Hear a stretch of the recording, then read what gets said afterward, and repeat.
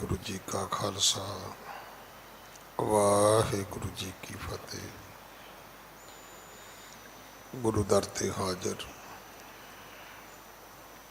गुरु सवारे खालसा जी, आप जी वडभागे हो जो 8वें पातशाह बाला प्रीतम सतगुरु जिस डिठै सब दुख जाए, इन्हां अजमतां वडियाइयां दे मालक गुरु हरकृष्ण साहब महाराज जी दे पवित्र चरण छो प्राप्त इतिहासक स्थान गुरुद्वारा बंगला साहब जी की यात्रा करदियां जुगो जुग अटल छतर चवर तखत दे मालक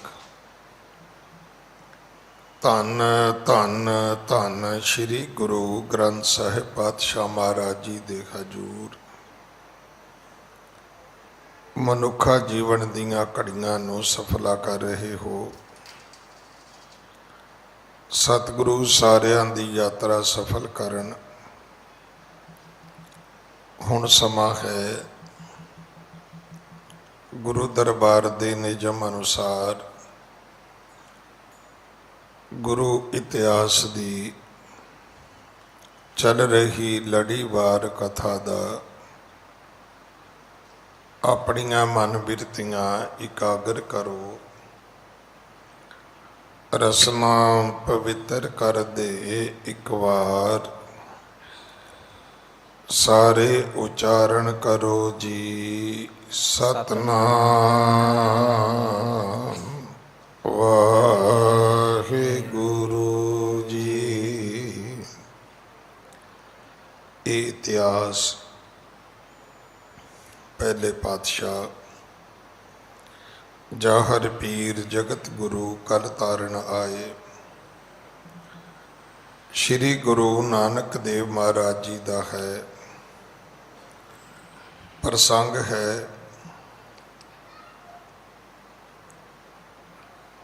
सतगुरु जी ने दूसरी उदासी आरंभ की है। जड़ियां 4 यात्रावां कीतियां सी, ये दूजी यात्रा है और ये यात्रा सतगुरां दी तीर्थ अस्थानां वल है। जिथे जिथे पहला तीर्थ बने हुए ने, जिथे जिथे लोकां दी तीर्थ अस्थानां ते आस्था जुड़ी हुई है, सतगुरु तलवंडी नगर तो अपने पुश्तैनी नगर तो चले कुरुक्षेत्र आए ने। कुरुक्षेत्र दे विच सूरज ग्रहण का मेला बहुत वड्डा भरदा है। कदे भी होवे कदों भी होवे, सूरज ग्रहण दे मेले ते लोग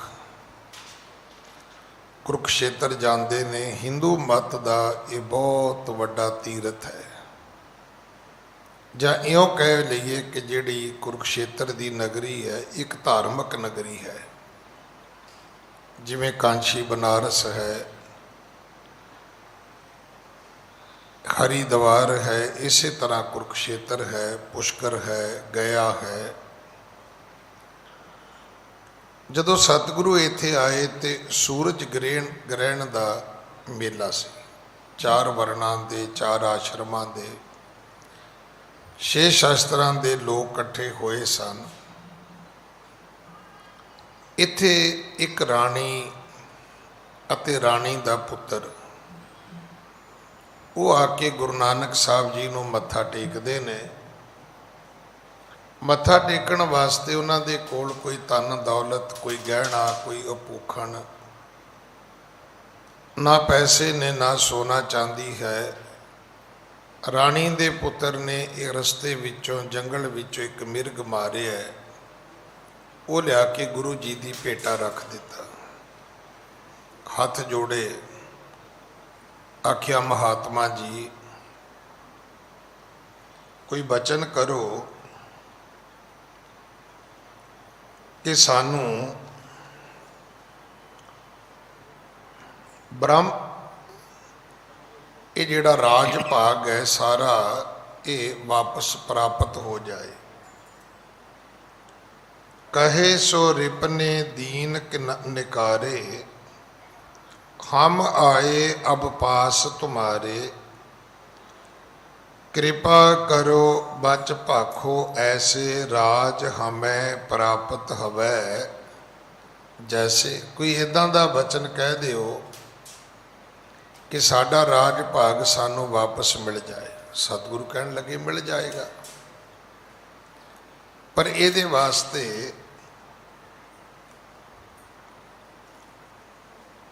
सुनते सो कै गुरु कृपाला, ब्रह्म भोज तुम करो विसाला, प्राप्त हवै है राज बहोरी सो बोले, तब दवै कर जोरी। सतगुरु कहते भाई ब्रह्म भोज करो, ब्रह्मा दे नां ते लंगर करो। राणी ते राणी दा पुत्र हथ जोड़ के कहन लगे महाराज साडे कोल तां कुछ भी नहीं हैगा, जंग युद्ध लड़दे लड़दे असी भुखे नंगे कंगाल हो गए ते भज आए हैं। सतगुरु कहन लगे चलो कोई गल नहीं, एक कोरा घड़ा लैके आओ, उहदे विच मिर्ग दा मांस पाओ, उसनूं रिन्नो बनाओ, अग बालो। उन्होंने उवें किया जिवें गुरु जी ने हुक्म किया। बस फिर जिवें अग बली, धुआं निकलिया, जिहड़े पंडित ब्राह्मण लोग सी उन्होंने कलेश पा लिया। होवे सूरज ग्रहण का वक़्त ते तीरथ होवे कुरुक्षेत्र वर्गा, ते एडी वड्डी हिमाकत भी इत्थे कोई चुल्हे विच अग बालेगा, अग की कोई इत्थे मास रिनेगा। कल दी कथा विच आपां सुनिया कि लेकर कुत के शस्त्र अपारा, आए निकट कै करो प्रहारा, को तेरो है वर्ण अधर्मी, को कीनो तैं कर्म कुकर्मी। कहन लगे तेरा वर्ण केड़ा है, ये कुकर्म क्यों कीता है तू, असी तैनू थां मारांगे। तेरे वर्गे अगी पापी नूं मारन नाल पाप नहीं लगदा,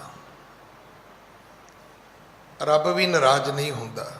सतगुरु कहन लगे ठीक है, जे तुसी मैनू मारन आए हो तो मारो। सुनकर तिनते श्री गुर बचन कहे असरीत, शुदा लगी मोको बड़ी हित आहार किछ कीत। तो सतगुरु जी ने उन्होंने बचन आखे सन कि मारो इसे न लावो बेरा, अस कुकाज को करे न फेरा, गुरु कहें बल करो जे हतन बिखे हित होए, जो मन हवै त्यों करो, अब बरजत इहा ना कोई। सतगुरु कहते भाई जे तुहानू यही है कि असी अपनी ताकत की वरतों करनी है, असी हथियार चलाने ने, असी इसनूं इत्थे ही मारना है। सतगुरु कहते मारो, कोई नहीं रोकेगा तुहानू, कोई कारण ही नहीं बनता भी तुहानू रोकीए असी।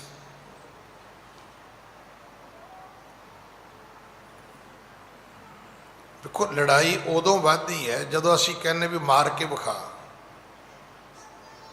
फिर अगले नूं फिर डिस्प्ले तो करना ही पैंदा है। देखो ना घर वाले ने घर वाली ने कहा भी मैं तेरे चपेड़ मारांगा, तो जे अगों कवे जी तुसी दो मार लो, अद्धा तो वैसे ही बंदा ठंडा हो जाता है। तो जे वो अगों आकड़ के कवे भी मार के विखा, फिर वो डिस्पले तो करेगा ही ना। जोर दी मारे, हौली मारे, फिर तो अगला मारेगा मारेगा, वो मजबूरी है। क्योंकि नहीं तो अगों दूजी आवाज़ भी आ जानी भी है नहीं इन्ने जोगा, उदा ही बोली जाता है। अद्धी लड़ाई असी खुद ਵਧਾਉਂਦੇ हैं, अद्धी लड़ाई असी खुद अपने गले में पाने, अद्धी की लड़ाई अगला पाਉਂਦਾ, अद्धी असी आप ही पा लेने। जो गुरु जी ने कहा मारो मारना है, तो बई कौन रोकदा है तुहानू। जे तुम हमसो चर्चा करनी, धर्म अधर्म रीत ज्यों बरनी, तो पंडित सब मिल सन्यासी, आए करो चर्चा हम पासी। पर जे तुसी समझते हो कि तुसी पंडित हो, विद्वान हो, सन्यासी हो, ब्रह्मचारी हो, क्योंकि सारे वर्ण सी, सारे आश्रम सी, सारे दर्शनां दे लोग सी। खट दर्शन, इत्थे दर्शन का अर्थ हो ना कर लेना मैं तुहाडे कीते तुसी मेरे कीते। एक दर्शन का अर्थ ये भी है, एक दूजे नूं वेखना, इनू भी आपां कहने भी चलो भाजी होर नहीं तो चलो इस बहाने दर्शन ही हो गए सही। एक दर्शन का अर्थ है धर्म मत।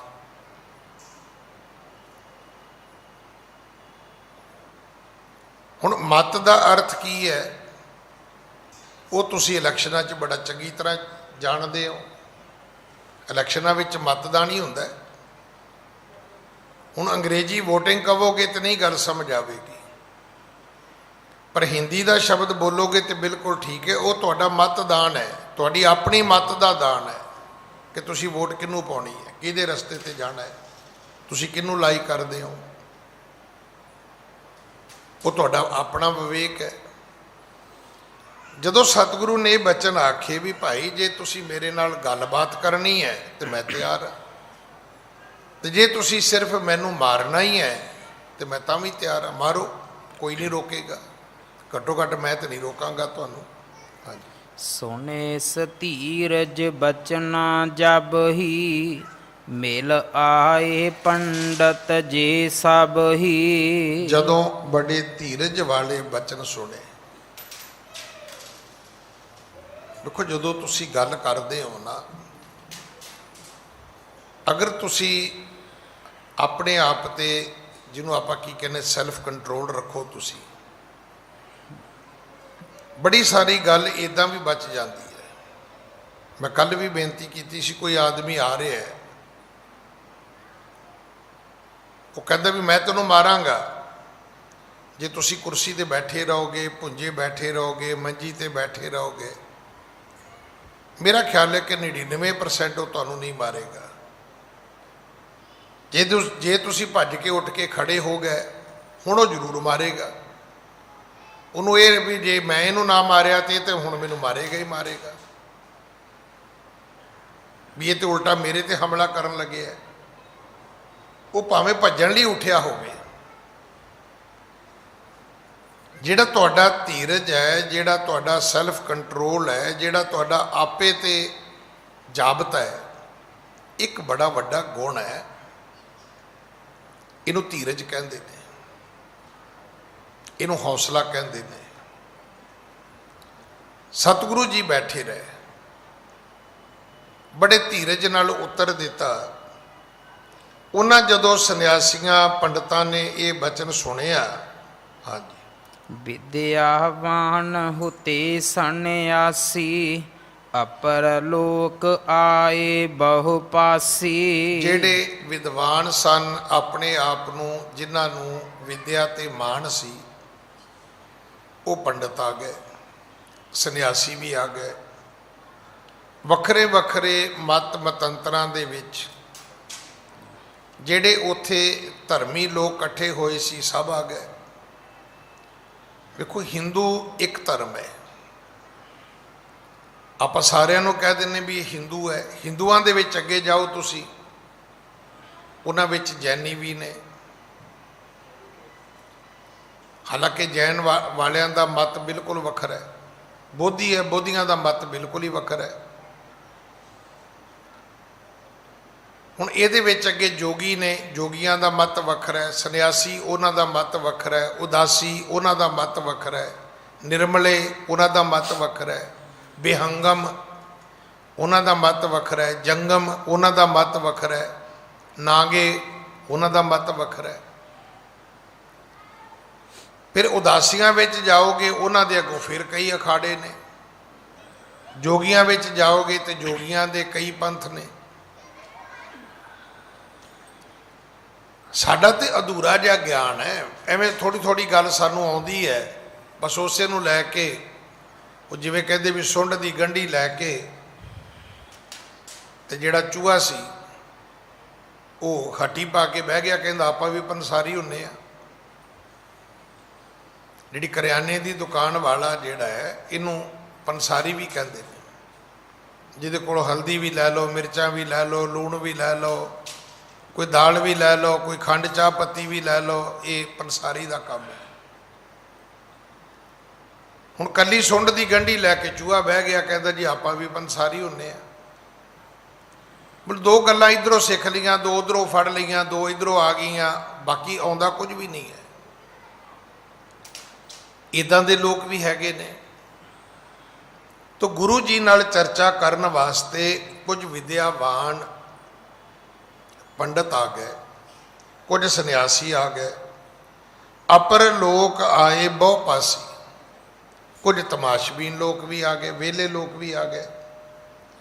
ਔਰ ਮਤ ਸੋਚਣਾ ਕਿ ਵਿਹਲੇ ਲੋਕ ਸਿਰਫ ਇਸਲਾਮ ਦੇ ਵਿੱਚ ਹੁੰਦੇ ਨੇ, ਵਿਹਲੇ ਲੋਕ ਸਿਰਫ ਹਿੰਦੂਆਂ ਦੇ ਵਿੱਚ ਹੁੰਦੇ ਨੇ, ਸਾਡੇ 'ਚ ਵੀ ਹੁੰਦੇ ਨੇ।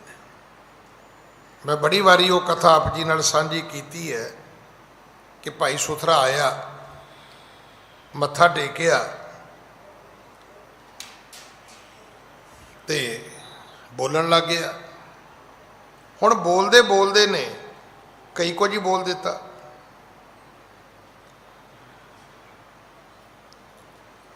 ਤੇ ਕਈ ਮੇਰੇ ਵਰਗੇ ਉਹਦੇ ਮਗਰ ਭੱਜ ਪਏ, ਫੜੋ ਇਹਨੂੰ, ਫੜੋ ਇਹਨੂੰ, ਫੜੋ ਇਹਨੂੰ।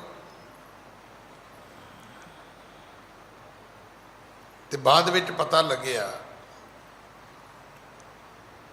ਜਿਹੜੇ ਬੰਦੇ ਕਹਿੰਦੇ ਸੀ ਫੜੋ ਇਹਨੂੰ, ਉਹਨਾਂ ਨੇ ਕੰਪਲੇਂਟ ਕੀਤੀ ਵੀ ਮਹਾਰਾਜ ਇਸ ਨੇ ਸੰਗਤ ਨੂੰ ਬਹੁਤ ਮਾੜਾ ਬੋਲਿਆ। ਭਾਈ ਸੁਥਰੇ ਨੂੰ ਪੁੱਛਿਆ, ਕਹਿੰਦਾ ਜੀ ਬਿਲਕੁਲ ਨਹੀਂ ਬੋਲਿਆ।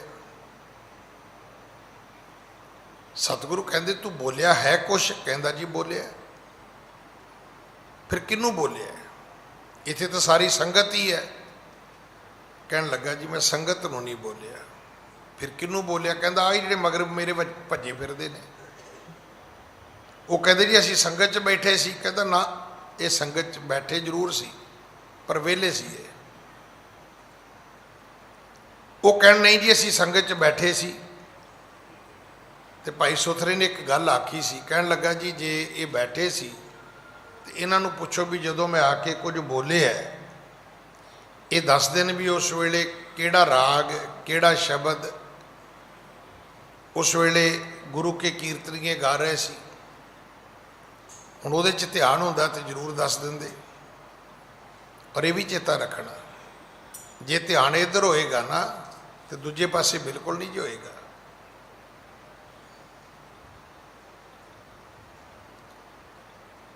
ਮੈਂ ਤੇ ਬਹੁਤ ਵਾਰੀ ਬੇਨਤੀ ਕੀਤੀ ਕਿ ਰੋਟੀ ਖਾਂਦਿਆਂ ਤੁਸੀਂ ਖਬਰਾਂ ਨਹੀਂ ਸੁਣ ਸਕਦੇ।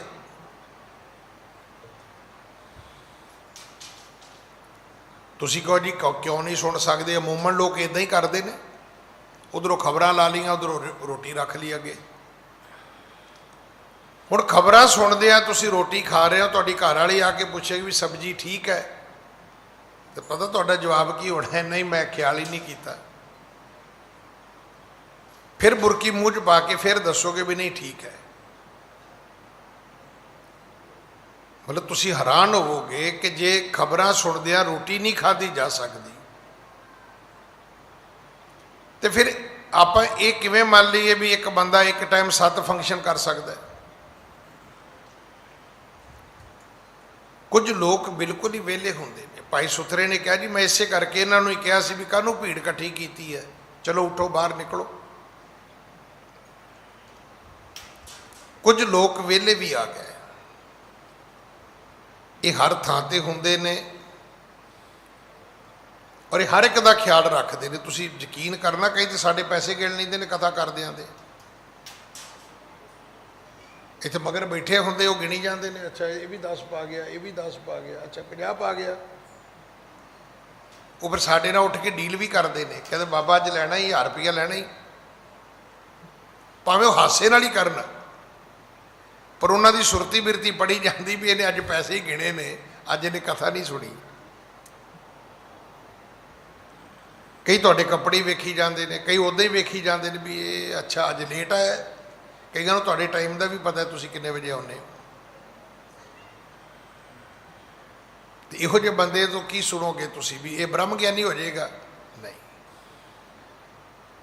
ਅਸੀਂ ਉਹ ਲੋਕ ਆ, ਕਹਾਂ ਭਇਓ ਜੋ ਦੋ ਲੋਚਨ ਮੂੰਦ ਕੇ ਬੈਠ ਰਹੇ ਹੋ, ਬਕ ਧਿਆਨ ਲਗਾਇਓ, ਨਹਾਤ ਫਿਰਿਓ ਲੀਏ ਸਾਤ ਸਮੁੰਦਰਨ ਲੋਕ ਗਇਓ, ਪਰ ਲੋਕ ਗਵਾਇਓ ਬਾਸ ਕੀ ਹੋ, ਵਿਖਿਆਨ ਸੋ ਬੈਠ ਕੇ ਐਸੇ ਹੀ ਐਸੇ ਸੋ ਬੈਸ ਬਤਾਇਓ।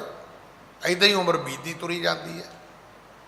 ਬੁੱਢੇ ਹੋ ਗਏ, ਟੀਵੀ ਅੱਗੇ ਬਹਿੰਦੇ, ਆਉਂਦਾ ਜਾਂਦਾ ਕੁਝ ਵੀ ਨਹੀਂ ਹੈ। ਜਦੋਂ ਅਰਦਾਸ ਸ਼ੁਰੂ ਹੋਗੀ ਉਦੋਂ ਹੀ ਕਹਿਣਗੇ ਤੁਮ ਠਾਕਰ ਤੁਮ ਪੈ ਅਰਦਾਸ, ਸ਼ਬਦ ਹੈ ਤੂੰ ਠਾਕਰ। ਮਤਲਬ ਬੁਢੇਪਾ ਆ ਗਿਆ, ਇਹਨਾਂ ਨੇ ਸਿੱਖਿਆ ਵੀ ਤੂੰ ਕਹਿਣਾ, ਤੁਮ ਨਹੀਂ ਕਹਿਣਾ। ਇਸ ਕਰਕੇ ਕੁਝ ਲੋਕ ਵਿਹਲੇ ਵੀ ਸਨ, ਉਹ ਵੀ ਆ ਗਏ। ਹਾਂਜੀ। ਇਕ ਨਾਨੂ ਸੋ ਪੰਡਤ ਪਾਰੀ, ਕੀ ਨ ਦਿਗ ਬਿਜ ਜਗਤ ਮਜਾਰੀ। ਇਹਨਾਂ ਲੋਕਾਂ ਵਿੱਚ ਇੱਕ ਪੰਡਤ ਆਇਆ, ਉਸ ਪੰਡਤ ਦਾ ਨਾਂ ਸੀ ਨਾਨੂ ਪੰਡਤ।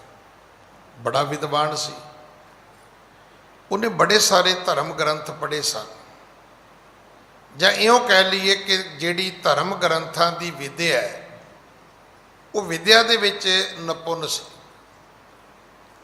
ਬਹੁਤ ਵਿਦਵਾਨ ਸੀ ਉਹ। ਹਾਂਜੀ। ਪੜਿਓ ਭਵਿਖਤ ਜਉ ਪੁਰਾਨਾ, ਜਹ ਮੈਂ ਸ਼੍ਰੀ ਗੁਰ ਸੁਜਸ ਮਹਾਨਾ। ਇਸ ਨੇ ਪੁਰਾਣ ਵੀ ਪੜ੍ਹੇ, ਭਵਿਖਤ ਪੁਰਾਣ ਵੀ ਪੜ੍ਹਿਆ। ਉਸ ਪੁਰਾਣ ਦੇ ਰਾਹੀਂ ਇਹਨੂੰ ਇੱਕ ਗੱਲ ਸਮਝ ਆ ਗਈ ਵੀ ਇੱਕ ਅਵਤਾਰ ਆਏਗਾ, ਉਹਦਾ ਨਾਂ ਨਾਨਕ ਹੋਏਗਾ। ਤਾਂ ਇਹਨੇ ਕੀ ਕੀਤਾ, ਇਹਨੇ ਆਪਣਾ ਨਾਂ ਬਦਲ ਕੇ ਨਾਨੂ ਤੋਂ ਆਪਣਾ ਨਾਂ ਰੱਖ ਲਿਆ ਇਸਨੇ ਨਾਨਕ ਚੰਦ। ਹੁਣ ਇਹ ਜਿੱਥੇ ਜਾਂਦਾ ਹੈ ਉੱਥੇ ਹੀ ਕਹਿੰਦਾ ਜੀ ਮੇਰਾ ਨਾਂ ਹੈ ਨਾਨਕ ਚੰਦ। ਇੱਥੇ ਦਿੱਲੀ ਨਾ ਜਸਵੰਤ ਸਿੰਘ ਫੁੱਲ ਖਾਲਸਾ ਕਾਲਜ ਦੇ ਪ੍ਰਿੰਸੀਪਲ ਹੋਏ ਨੇ। ਮੈਂ ਤਾਂ ਦਿੱਲੀ ਆਇਆ ਨਹੀਂ ਸੀ ਅਜੇ, ਪੰਜਾਬ ਸੀ।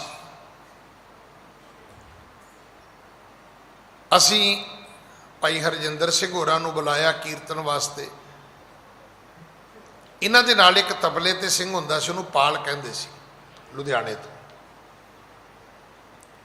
ਗਰਮੀਆਂ ਦਾ ਟਾਈਮ ਸੀ, ਸ਼ਾਇਦ ਵਿਸਾਖੀ ਪੁਰਬ ਵੀ ਮਨਾ ਰਹੇ ਹੋਵਾਂਗੇ ਜਾਂ ਗੁਰੂ ਅਰਜਨ ਸਾਹਿਬ ਦਾ ਗੁਰਪੁਰਬ ਹੋਏਗਾ। ਉਦੋਂ ਏਸੀ ਕਲਚਰ ਨਹੀਂ ਸੀ ਆਇਆ ਜੀ, ਸ਼ਾਇਦ ਪਤਾ ਨਹੀਂ ਕੋਠੇ ਤੇ ਗੁਰਦੁਆਰੇ ਦੀ ਛੱਤ ਹੀ ਮੰਜੀਆਂ ਡਾਹੀਆਂ ਸੀ।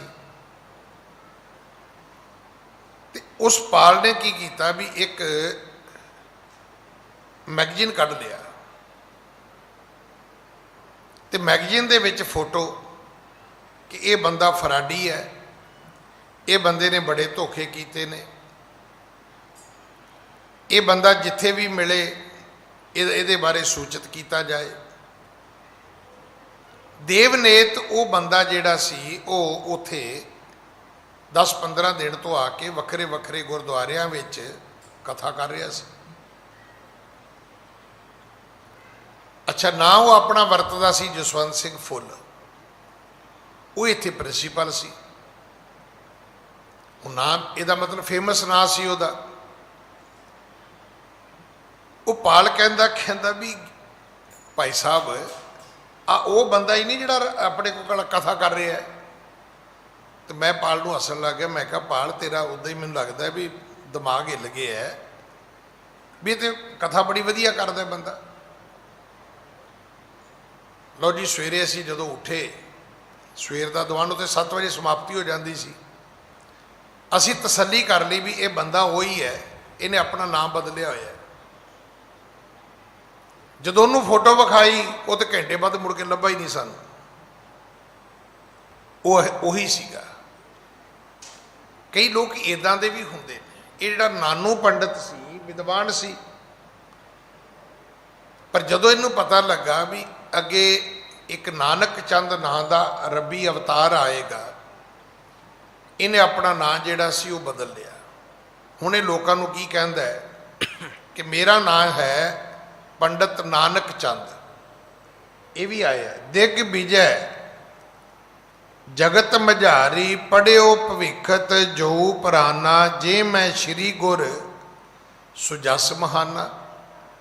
ਇਹਨੇ ਗੁਰੂ ਦੀ ਮਹਿਮਾ ਪੜ੍ਹੀ ਸੀ, ਇਹਨੂੰ ਪਤਾ ਸੀ ਕਿ ਆਉਣ ਵਾਲੇ ਸਮੇਂ ਵਿੱਚ ਕੋਈ ਗੁਰੂ ਨਾਨਕ ਅਵਤਾਰ ਆਏਗਾ। ਆਪਨ ਆਪ ਕੋ ਸੋ ਲਖ ਪਾਵਾ ਨਾਮ ਸੁਨਾਨਕ ਚੰਦ ਤਰਾਵਾ। ਇਸ ਕਰਕੇ ਇਸ ਨੇ ਆਪਣੇ ਆਪ ਨੂੰ ਨਾਨਕ ਚੰਦ ਅਖਵਾਉਣਾ ਸ਼ੁਰੂ ਕਰ ਦਿੱਤਾ। ਇਸ ਨੇ ਆਪਣਾ ਨਾਮ ਬਦਲ ਲਿਆ। ਹਾਂਜੀ। ਸ਼੍ਰੀ ਨਾਨਕ ਕਲ ਹੈ ਅਵਤਾਰਾ ਬਹੁਤ ਨਰਨ ਕੋ ਕਰੇ ਉਦਾਰਾ। ਇਹਨੂੰ ਇਹ ਸੀ ਵੀ ਨਾਨਕ ਅਵਤਾਰ ਆਏਗਾ, ਨਾਨਕ ਆ ਕੇ ਕਲਯੁਗ ਦੇ ਲੋਕਾਂ ਦਾ ਉਧਾਰ ਕਰੇਗਾ। ਹਾਂਜੀ। ਸਿਮਰਨ ਨਾਮ ਭਗਤ ਬਿਸਤਾਰੇ ਦੰਭ ਕੁਕਰਮ ਸਰਬ ਸਿਰ ਵਾਰੇ। ਉਹ ਨਾਨਕ ਪਰਮੇਸ਼ਰ ਦੇ ਸਿਮਰਨ ਦੀ ਗੱਲ, ਭਗਤੀ ਦੀ ਗੱਲ ਕਰੇਗਾ। ਦੰਭ ਨੇ, ਪਖੰਡ ਨੇ, ਕੁਕਰਮ ਨੇ, ਇਹ ਲੋਕਾਂ ਦੇ ਜੀਵਨ ਦੇ ਵਿੱਚੋਂ ਬਾਹਰ ਕੱਢੇਗਾ। ਹਾਂਜੀ। ਆਸਮਨ ਜਾਨ ਨਾਮ ਨਿਜ ਧਰ ਕਏ ਸੁਜਸ ਬਿਥਾਰਤ ਬਚਨ ਉਚਰ ਕੇ। ਨਾਨਕ ਜੀ ਦਾ ਨਾਮ ਵਰਤ ਲਿਆ। ਵਿਦਵਾਨ ਉਹ ਹੈਗਾ ਹੀ ਸੀ, ਦੁਨੀਆ ਦੇ ਵਿੱਚ ਉਹਦੀ ਵਡਿਆਈ ਹੋਣੀ ਸ਼ੁਰੂ ਹੋ ਗਈ। ਹੁਣ ਤੱਕ ਬਹੁਤ ਸਾਰੀ ਦੁਨੀਆ ਗੁਰੂ ਨਾਨਕ ਸਾਹਿਬ ਦੇ ਨਾਮ ਤੋਂ ਜਾਣਦੀ ਸੀ। ਜਾਣਦੀ ਤੋਂ ਭਾਵ ਲੋਕਾਂ ਨੇ ਸੁਣਿਆ ਸੀ। ਇਹ ਜਦੋਂ ਜਾ ਕੇ ਵਿਦਵਤਾ ਵਾਲੀਆਂ ਗੱਲਾਂ ਕਰਦਾ, ਸੋਚਣਾ ਲੋਕਾਂ ਨੇ, ਕਈਆਂ ਨੇ ਭੁਲੇਖੇ ਵਿੱਚ ਪੈ ਜਾਣਾ। ਉਹਨਾਂ ਨੇ ਸੋਚਣਾ ਵੀ ਸ਼ਾਇਦ ਇਹ ਉਹੀ ਨਾਨਕ ਅਵਤਾਰ ਹੋਏਗਾ ਜਿਹਦੀ ਅੱਜ ਕੱਲ੍ਹ ਦੁਨੀਆ ਦੇ ਵਿੱਚ ਬੜੀ ਮਹਿਮਾ ਹੈ। ਸੋ ਭੀ ਆਏ ਗਇਓ ਤਿਹ ਕਾਲਾ ਭਈ ਭੀਰ ਇਸ ਥਾਨ ਵਿਸਾਲਾ। ਇਹ ਨਾਨੂ ਪੰਡਤ ਵੀ ਆ ਗਿਆ, ਹੋਰ ਪੰਡਤ ਵਿਦਵਾਨ ਵੀ ਆ ਗਏ, ਕਈ ਸੰਨਿਆਸੀ ਬ੍ਰਹਮਚਾਰੀ ਵੀ ਆ ਗਏ। ਇਹ ਗੁਰੂ ਨਾਨਕ ਸਾਹਿਬ ਜੀ ਦੇ ਨਾਲ ਚਰਚਾ ਕਰਨੀ ਚਾਹੁੰਦੇ ਨੇ। ਉੱਥੇ ਬੜੀ ਵੱਡੀ ਭੀੜ ਇਕੱਠੀ ਹੋ ਗਈ। ਹਾਂਜੀ। ਸ਼੍ਰੀ ਨਾਨਕ ਤਬ ਬਹਿਨ ਉਚਾਰੇ ਕੋ ਆਮਖ ਹੈ ਮਤੇ ਤੁਮਾਰੇ। ਗੁਰੂ ਨਾਨਕ ਸਾਹਿਬ ਨੇ ਪਹਿਲਾ ਸਵਾਲ ਕੀਤਾ, ਕਹਿਣ ਲੱਗੇ ਮੈਨੂੰ ਆਪਣੇ ਧਰਮ ਦੇ ਮੁਤਾਬਕ, ਸੰਨਿਆਸੀ ਸੰਨਿਆਸੀਆਂ ਮੁਤਾਬਕ, ਪੰਡਤ ਬ੍ਰਾਹਮਣ ਆਪਣੇ ਬ੍ਰਾਹਮਣ ਪੰਡਤਾਈ ਵਿਦਵਤਾ ਦੇ ਮੁਤਾਬਕ ਇਹ ਦੱਸੋ ਕਿ ਆਮਖ ਮਾਸ ਕਿਹਨੂੰ ਕਹਿੰਦੇ ਨੇ। ਮਾਸ ਜਿਹੜਾ ਸ਼ਬਦ ਹੈ, ਇਹ ਤੁਹਾਡੇ ਧਰਮ ਦੇ ਵਿੱਚ ਮਾਸ ਦੀ ਕੀ ਸੰਗਿਆ ਕੀ ਹੈ? ਤੁਹਾਡੇ ਧਰਮ ਦੇ ਵਿੱਚ ਮਾਸ ਦੇ ਬਾਰੇ ਕੀ ਮਨੌਤ ਹੈ? ਬਈ ਦੱਸੋ, ਕੀ ਮੰਨਤ ਹੈ ਤੁਹਾਡੀ? ਬ੍ਰਾਹਮਣ ਕੋ ਇਹ ਧਰਮ ਅਲਾਵੇ ਵੇਦ ਪੜੇ ਅਰ ਜਗ ਕਰਾਵੇ। ਸਤਿਗੁਰੂ ਕਹਿਣ ਲੱਗੇ ਕਿ ਇਹ ਸੱਚ ਹੈ ਕਿ ਜਿਹੜੇ ਬ੍ਰਾਹਮਣ ਲੋਕ ਨੇ ਉਹਨਾਂ ਨੂੰ ਵੇਦ ਪੜ੍ਹਨੇ ਚਾਹੀਦੇ ਨੇ। ਕਹਿਣ ਲੱਗੇ ਜੀ ਠੀਕ ਹੈ, ਤੇ ਜਗ ਕਰਾਉਣੇ ਚਾਹੀਦੇ ਨੇ। ਕਿ ਇਹੀ ਧਰਮ ਹੈ ਪੰਡਤਾਂ ਦਾ, ਵਿਦਿਆ ਪੜ੍ਹਨੀ, ਪੜ੍ਹਾਉਣੀ, ਜਗ ਕਰਨੇ, ਕਰਾਉਣੇ? ਕਹਿਣ ਲੱਗੇ ਜੀ ਬਿਲਕੁਲ ਠੀਕ ਹੈ। ਹਾਂਜੀ। ਛਤਰੀ ਧਰਮ ਜੁਦ ਹਿਤ ਧਰਨਾ ਆਮਖ ਸੰਗ ਜਗ ਕੋ ਕਰਨਾ। ਅਗਲੀ ਗੱਲ, ਜਿਹੜੇ ਕਸ਼ਤਰੀ ਨੇ, ਛਤਰੀਆਂ ਦਾ ਧਰਮ ਕੀ ਹੈ? ਜੰਗ ਯੁੱਧ ਕਰਨਾ। ਕਹਿਣ ਲੱਗੇ ਜੀ ਬਿਲਕੁਲ ਠੀਕ ਹੈ। ਤੇ ਆਮਖ ਦੇ ਜਗ ਕਰਨੇ, ਬਲੀਆਂ ਦੇਣੀਆਂ, ਜਗ ਕਰਨੇ। ਕਹਿਣ ਲੱਗੇ ਜੀ ਬਿਲਕੁਲ ਠੀਕ ਹੈ। ਹਮ ਨਿਜ ਧਰਮ ਬਿਖੇ ਹੈ ਠਾਂਡੇ, ਤੁਮ ਨਹਿ ਪੇਖਤ ਕਿਉ ਰਿਸ ਬਾਡੇ। ਸਤਿਗੁਰੂ ਕਹਿਣ ਲੱਗੇ ਭਾਈ ਅਸੀਂ ਵੀ ਕਸ਼ਤਰੀ ਹਾਂ, ਤੇ ਕਸ਼ਤਰੀਆਂ ਦੇ ਵਿੱਚ ਬਲੀਆਂ ਦੇ ਕੇ ਜਗ ਕੀਤੇ ਜਾਂਦੇ ਨੇ। ਅਸੀਂ ਆਪਣਾ ਧਰਮ ਕਮਾਇਆ ਤੇ ਤੁਸੀਂ ਡੰਡੇ ਸੋਟੇ ਲੈ ਕੇ ਆ ਗਏ ਹੋ ਵੀ ਮਾਰੋ ਜੀ ਮਾਰੋ ਜੀ ਮਾਰੋ ਜੀ। ਸੁਨ ਕਰ ਬੋਲੇ ਪੰਡਤ ਸਭ ਹੀ, ਖੱਤਰੀ ਨਿਕਟ ਸ਼ਸਤਰ ਹਵੈ ਸਦ ਹੀ। ਪੰਡਤ ਕਹਿਣ ਲੱਗੇ ਜੀ ਮੰਨ ਲਿਆ ਕਿ ਵੇਦਾਂ 'ਚ ਲਿਖਿਆ ਹੈ ਕਿ ਜੇ ਬ੍ਰਾਹਮਣ ਨੇ ਜਗ ਕਰਨਾ ਹੈ ਤੇ ਇਵੇਂ ਕਰਨਾ ਹੈ, ਖੱਤਰੀ ਨੇ ਕਰਨਾ ਹੈ, ਕਸ਼ਤਰੀ ਨੇ ਕਰਨਾ ਹੈ ਤੇ ਇਵੇਂ ਕਰਨਾ ਹੈ। ਅਸੀਂ ਮੰਨ ਲਈ ਗੱਲ ਤੁਹਾਡੀ, ਪਰ ਤੁਸੀਂ ਸਾਬਤ ਕਰੋ ਵੀ ਤੁਸੀਂ ਕਸ਼ਤਰੀ ਹੋ। ਸਤਿਗੁਰੂ ਕਹਿਣ ਲੱਗੇ ਹਾਂ। ਕਹਿਣ ਲੱਗੇ ਜੀ ਛਤਰੀਆਂ ਕੋਲ ਤੇ ਸ਼ਸਤਰ ਹੁੰਦੇ ਨੇ, ਜਿਹੜੇ ਛਤਰੀ ਹੁੰਦੇ ਨੇ ਉਹਨਾਂ ਦੇ ਕੋਲ ਸ਼ਸਤਰ ਹੁੰਦੇ ਨੇ। ਹਾਂਜੀ। ਤੁਮ ਨੇ ਬੇਖ ਫਕੀਰੀ ਲੀਨੋ, ਬਿਨਾ ਸ਼ਸਤਰ ਕਿਉ ਛਤਰੀ ਚੀਨੋ। ਪਰ ਤੁਹਾਡਾ ਵੇਖ ਭੇਖ ਪਹਿਰਾਵਾ ਬਾਣਾ ਪੁਸ਼ਾਕ ਤੁਹਾਡੀ ਤੇ ਸਾਧੂਆਂ ਵਾਲੀ ਹੈ, ਤੇ ਸਾਧੂ ਆਦਮੀ ਕਵੇ ਮੈਂ ਕਸ਼ਤਰੀ ਹਾਂ। ਪੰਡਤ ਕਹਿਣ ਲੱਗੇ ਜੀ ਇਹ ਤਾਂ ਯੋਗ ਨਹੀਂ ਹੈ। ਜੇ ਕਸ਼ਤਰੀ ਹੋ ਤੇ ਕੱਪੜਿਆਂ ਵੀ ਕਸ਼ਤਰੀਆਂ ਵਾਲੇ ਪਾਓ। ਵੇਖੋ ਪਹਿਲਾਂ ਇਹ ਗੱਲ ਬੜੀ ਠੀਕ ਸੀ, ਇਹ ਹੁਣ ਜਾ ਕੇ ਗੜਬੜ ਹੋਈ ਹੈ ਸਾਰੀ। ਪਹਿਲਾਂ ਲੋਕ ਖੇਤੀਬਾੜੀ ਕਰਦੇ, ਖੇਤੀਬਾੜੀ ਵਾਲੇ ਕੱਪੜੇ ਪਾਉਂਦੇ ਸੀ। ਜਿਹੜੇ ਪੜ੍ਹੇ ਲਿਖੇ ਹੁੰਦੇ ਸੀ ਉਹ ਪੜ੍ਹੇ ਲਿਖਿਆਂ ਵਾਲੇ ਕੱਪੜੇ ਪਾਉਂਦੇ ਸੀ। ਹੁਣ ਅੱਗੇ ਜਾ ਕੇ ਤੇ ਹੁਣ ਵੀ ਅਸੀਂ ਵੇਖਦੇ ਹਾਂ ਕਿ ਬੜੇ ਹਾਇਰ ਲੈਵਲ ਤੇ ਜਾ ਕੇ ਤੇ ਅੱਜ ਵੀ ਡਰੈਸ ਕੋਡ ਹੈਗਾ। ਪਰ ਇੱਕ ਵੇਲਾ ਸੀ ਆਮ ਜਨ ਸਧਾਰਨ ਦੇ ਵਿੱਚ ਵੀ ਸੀ। ਪੰਡਤ ਕੱਪੜਿਆਂ ਤੋਂ ਹੀ ਪਤਾ ਲੱਗ ਜਾਂਦਾ ਸੀ ਇਹ ਪੰਡਤ ਹੈ। ਕਸ਼ਤਰੀ ਉਹਦੇ ਕੱਪੜਿਆਂ ਤੋਂ ਹੀ ਪਤਾ ਲੱਗ ਜਾਂਦਾ ਸੀ ਵੀ ਇਹ ਕਸ਼ਤਰੀ ਹੈ।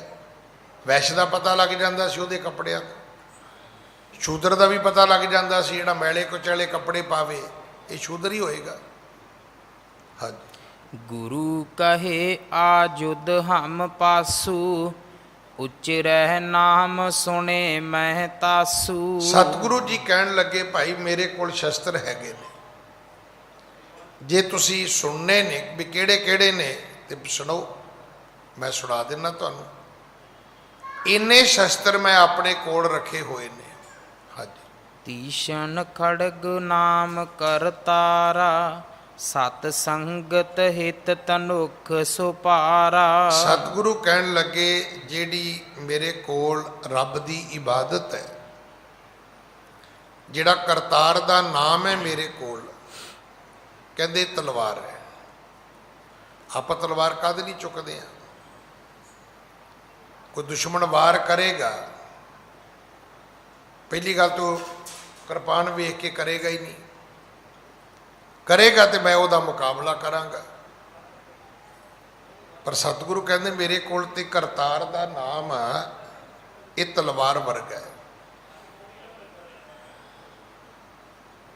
ਜਿਸ ਬੰਦੇ ਕੋਲ ਭਗਤੀ ਹੈ, ਬੰਦਗੀ ਹੈ, ਸਾਰੀ ਸਿੱਖੀ ਦਾ ਨਿਚੋੜ ਇਹ ਹੈ ਕਿ ਭਗਤ ਪ੍ਰਹਿਲਾਦ ਨੂੰ, ਭਗਤ ਧਰੂ ਨੂੰ, ਬਾਕੀ ਭਗਤ ਸਾਹਿਬਾਨਾਂ ਨੂੰ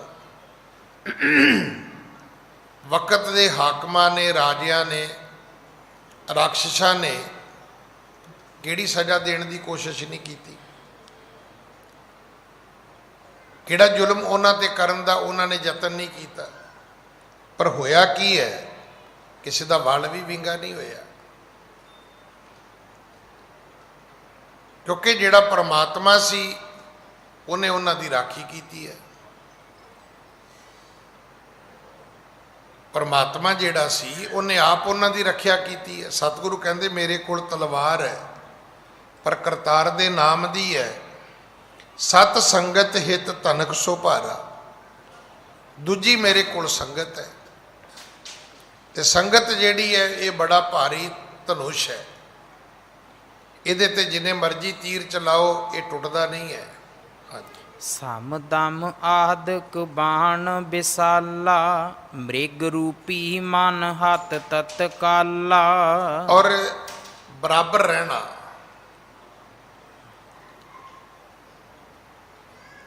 ਦੋਵਾਂ ਅਵਸਥਾ ਤੋਂ ਮੁਕਤ ਰਹਿਣਾ। ਸਤਿਗੁਰੂ ਕਹਿੰਦੇ ਮੇਰੇ ਕੋਲ ਤੀਰ ਨੇ। ਨਹੀਂ ਤੇ ਸਾਡੇ ਕੀ ਹੈ, ਕਦੇ ਹਰਖ ਕਦੇ ਸ਼ੋਕ, ਕਦੇ ਖੁਸ਼ੀ ਕਦੇ ਗਮੀ, ਕਦੇ ਤੱਤੇ ਕਦੇ ਠੰਡੇ। ਸਾਡਾ ਇੱਕ ਟੈਂਪਰ ਥੋੜਾ ਰਹਿੰਦਾ ਹੈ। ਕਦੇ ਅਸੀਂ ਖਿੜ ਖੜਾ ਕੇ ਹੱਸਦੇ ਹਾਂ, ਕਦੇ ਭੁੱਬਾਂ ਮਾਰ ਕੇ ਰੋਨੇ ਅਸੀਂ। ਸਾਡੀ ਅਵਸਥਾ ਇੱਕ ਨਹੀਂ ਹੈ। ਕਦੇ ਬੜੇ ਖੁਸ਼ ਹੁੰਨੇ ਆ, ਕਦੇ ਬੜੇ ਉਦਾਸ ਹੋ ਜਾਂਦੇ ਅਸੀਂ। ਸਤਿਗੁਰੂ ਕਹਿੰਦੇ ਬਰਾਬਰ ਰਹਿਣਾ, ਇਹ ਮੇਰੇ ਕੋਲ ਤੀਰ ਨੇ। ਮ੍ਰਿਗ ਰੂਪੀ ਮਨ ਹੱਥ ਤਤਕਾਲਾ। ਇਸ ਤਲਵਾਰ ਦੇ ਨਾਲ, ਇਹਨਾਂ ਤੀਰਾਂ ਦੇ ਨਾਲ ਅਸੀਂ ਇੱਕ ਮਿਰਗ ਮਾਰਿਆ। ਉਹ ਮਿਰਗ ਹੈ ਮਨ, ਜਿਹੜਾ ਬੁਰਾਈਆਂ ਕਰਵਾਉਂਦਾ, ਜਿਹਦੇ ਵਿੱਚ ਬੁਰੇ ਫੁਰਨੇ ਆਉਂਦੇ ਨੇ, ਜਿਹੜਾ ਮਨੁੱਖ ਨੂੰ ਮਾੜੇ ਪਾਸੇ ਲੈ ਕੇ ਆਉਂਦਾ ਹੈ। ਬ੍ਰਹਮ ਅਗਨ ਮਹਿ ਹੋਮ ਸੁਕਰਹੀ, ਨਿਤਾ ਪ੍ਰਤ ਐਸੇ ਹਿਤ ਧਰਹੀ। ਇਹ ਜਿਹੜੀ ਬ੍ਰਹਮ ਅਗਨ ਹੈ, ਇਹਦੇ ਵਿੱਚ ਸਾਡੇ ਰੋਜ਼ ਹਵਨ ਹੁੰਦੇ ਨੇ। ਤੇ ਇਸ ਤਰ੍ਹਾਂ ਨਿਤਾ ਪ੍ਰਤੀ ਅਸੀਂ ਇਸ ਨੇਮ ਨੂੰ ਰੋਜ਼ ਕਰਦੇ ਹਾਂ। ਸੰਗਤ ਵਿੱਚ ਬੈਠਣਾ, ਪਰਮੇਸ਼ਰ ਦਾ ਨਾਮ ਜਪਣਾ, ਰੋਜ਼ ਆਪਣੇ ਮਨ ਦੁਸ਼ਮਣ ਨੂੰ ਮਾਰਨਾ, ਇਹ ਸਾਡੀ ਨਿਤ ਚਿਰਿਆ ਹੈ। ਸੁਣ ਪੰਡਤ ਪੁਨ ਬਚਨ ਉਚਾਰਾ, ਤੁਮ ਤੋ ਪ੍ਰਗਟ ਮਿਰਗ ਕੋ ਮਾਰਾ। ਅੱਗੋਂ ਪੰਡਤ ਕਹਿੰਦੇ ਵੀ ਮਨ ਮਿਰਗ ਵਾਲੀ ਗੱਲ ਕਿੱਥੋਂ ਆ ਗਈ? ਮਨ ਮਿਰਗ ਵਾਲੀ ਗੱਲ ਤੇ ਹੈ ਕੋਈ ਨਹੀਂ।